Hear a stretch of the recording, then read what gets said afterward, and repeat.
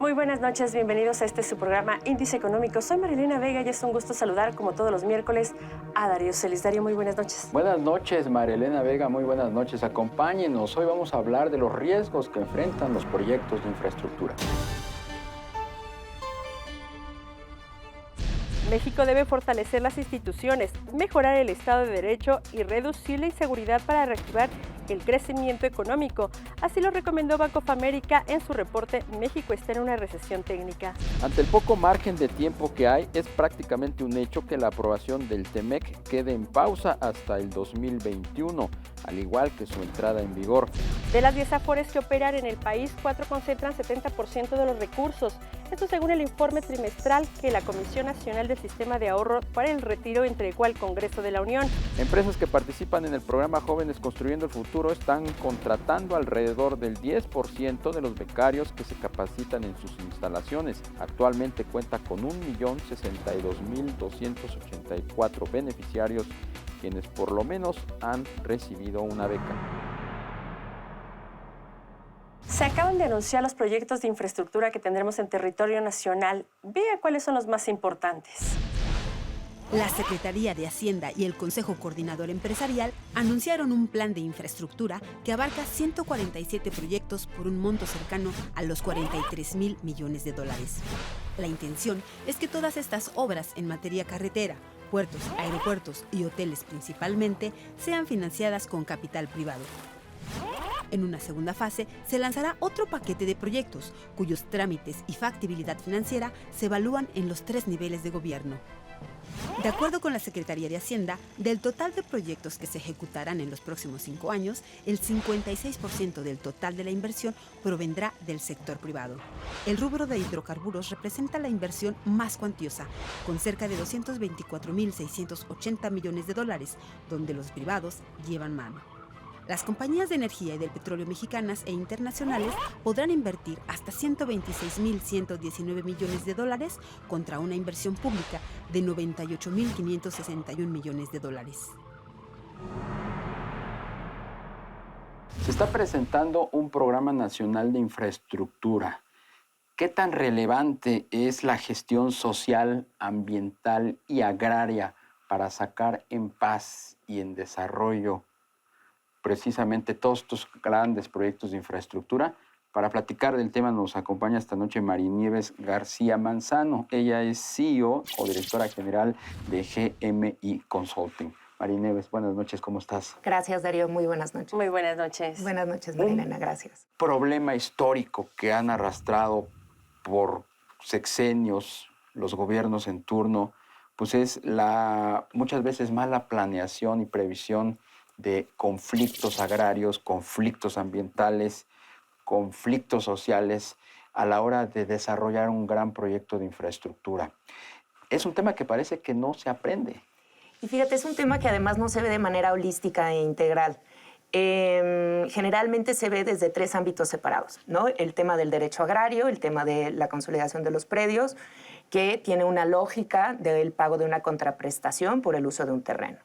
Por otra parte, tienes el tema ambiental, que está relacionado con estudios de impacto ambiental que llevan a cabo las autoridades. Bueno, que llevan a cabo las personas y que autoriza la Semarnat para grandes proyectos de infraestructura. Y por otra parte, el tema de la gestión social con las comunidades, que últimamente se está volviendo muy relevante por todo el tema de las consultas indígenas, a las cuales el gobierno mexicano está obligado a realizar cuando puede haber un impacto significativo a una comunidad indígena. Entonces, esto generalmente se ha visto de una manera completamente separada una parte de la otra. Lo que nosotros buscamos fue integrar esto en una sola gestión de riesgos no técnicos. Y entonces, el tema agrario es un tema que tiene que salir bien, porque si no sale bien y si no está bien hecho y no está hecho de una manera honesta y ética y con un pago justo por la tierra, después pasas a un proceso de consulta indígena y ahí te revienta. Entonces, tienen que estar entrelazados los dos.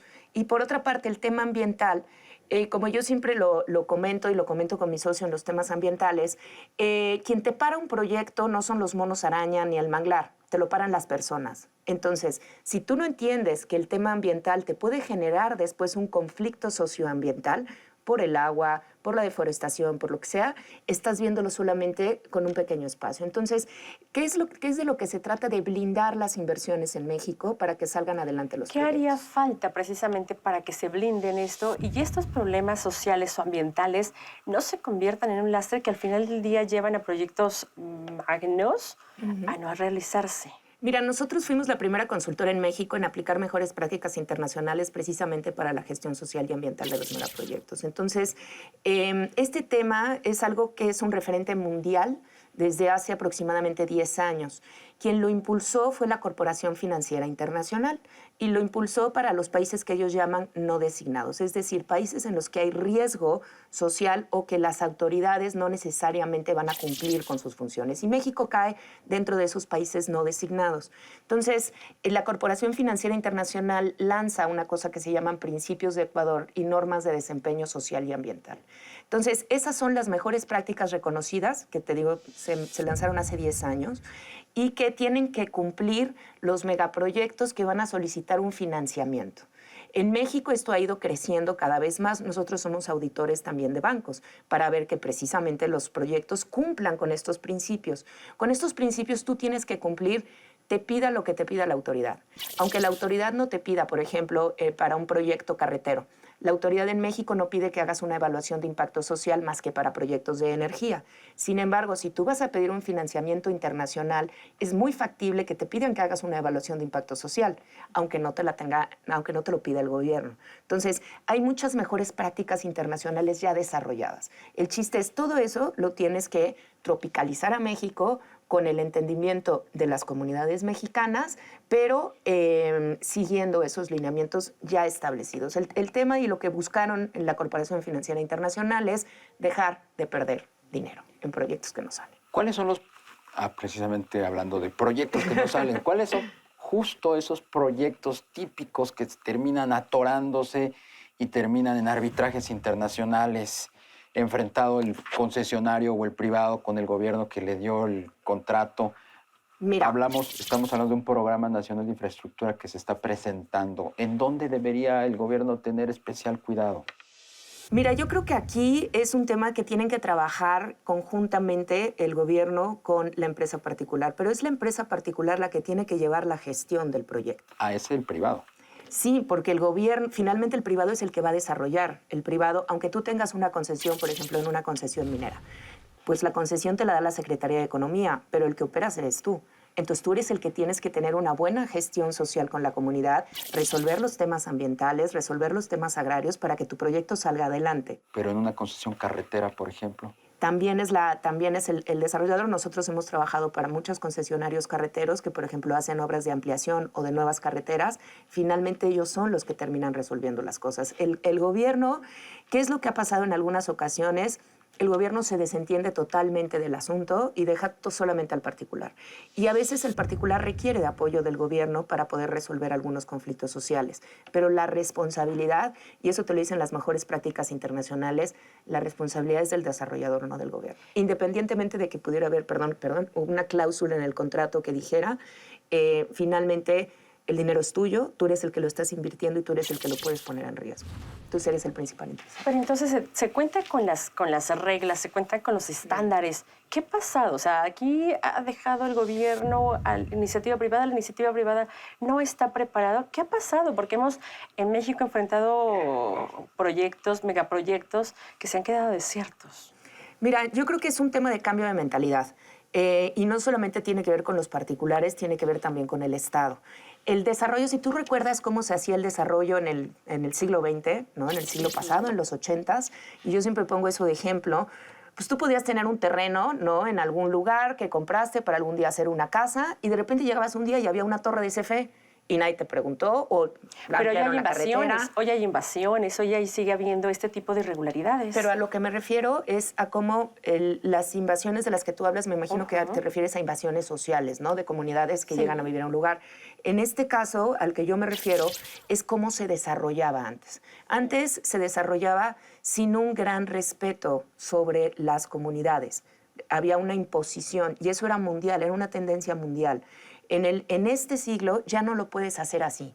Si tú quieres tener un proyecto pacífico, tienes que tener una licencia social de la comunidad. Y eso lo vas a lograr con una buena gestión de la tierra, con una buena gestión ambiental y con una buena gestión social. Entonces, eso es lo que te va a permitir que tu proyecto se desarrolle pacíficamente, ya sea un proyecto minero, ya sea un proyecto carretero, ya sea un proyecto de infraestructura, el que quieras, o un gasoducto, o un parque eólico, o un parque solar. Entonces, el tema es entender estos riesgos no técnicos y enfrentarlos y sacarlos adelante. ¿Qué es lo que pasa mucho? Y eso nos pasa mucho en México.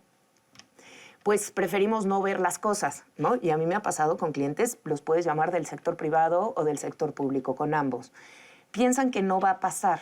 Tú ves que hay un conflicto social potencial, por ejemplo, por el agua en un parque solar o el que tú quieras, y entonces tú le dices a tu cliente, mira, podemos tener un conflicto por esto, y al cliente le cuesta creerlo. Entonces, ¿qué es lo que pasa? Estamos cambiando de mentalidad. Cuando nosotros fundamos la consultoría hace 7 años, no se hablaba del tema social en ningún foro. Yo pertenezco a grandes empresas de Coparmex Nacional, a la Cámara Canadiense, al Consejo Mexicano de la Energía, a la Barra Mexicana de Abogados, y el tema de los conflictos sociales, nadie hablaba de ello, ¿no? Y entonces decían, no, es que aquí a nosotros no nos va a pasar, nosotros vamos a estar bien y tal. ¿Qué fue pasando a lo largo de los años? Que sí fue sucediendo. Entonces, el sector de energía particularmente, como por obligatoriedad de la reforma energética, tanto la ley de hidrocarburos como la ley de la industria eléctrica, le obligan a hacer un estudio de impacto social, ya está más sensibilizado con el tema, porque una evaluación de impacto social lo que busca fundamentalmente detectar son conflictos sociales potenciales. Pero todos los demás sectores del país no tienen que hacer estudios de impacto social, lo cual es muy absurdo, porque si tú vas a construir una presa, porque quieres hacer una represa de un río, no tendrías que hacer una evaluación de impacto social. Pero si fueras a generar energía con esa presa, entonces sí la tienes que hacer. Cuando el impacto social no viene de la generación de energía, sino de la construcción de la presa. Entonces, ¿qué es lo que tiene que pasar? Los demás sectores, ahora el sector minero ya se está sensibilizando también mucho con el tema. Nosotros tenemos bastantes clientes mineros y que se están sensibilizando con hacer este tipo de estudios de impacto social y llevar una gestión social pacífica. Finalmente, lo que tú buscas es que tu proyecto no se pare y para eso pues requieres atender estas cosas. Y los proyectos muchas veces se paran. Pues sí, nosotros cuando hicimos la primera investigación que se hizo sobre conflictos en México, en 2016, el exsecretario anunciaba inversiones por $60,000 millones comprometidas y nosotros habíamos identificado más de $10,000 millones parados por conflictos sociales. 10,000 millones. De 60,000. De 60,000 millones de dólares, Ajá, había 10,000 millones de dólares parados. Ajá. Pues qué interesante, Marinieves García Manzano, directora general de GMI Consulting. Gracias. Muy interesante todo lo que nos platicas esta noche. Muchísimas gracias por haber estado con nosotros. Gracias a ustedes. Gracias, Marilena. Gracias. Qué importante es gestionar correctamente un proyecto de infraestructura, porque si no, se te viene abajo. Es cierto, ¿cuántos no hemos visto así? Y todo parece ser que, pues, obviamente hay dirección compartida, gobierno, iniciativa privada, Darío. Gracias por habernos acompañado. Marilena Vega, buenas noches. Muy buenas noches, Darío Celis. Muy buenas noches, los esperamos próximo miércoles, 11:15 de la noche, Índice Económico por ADN 40.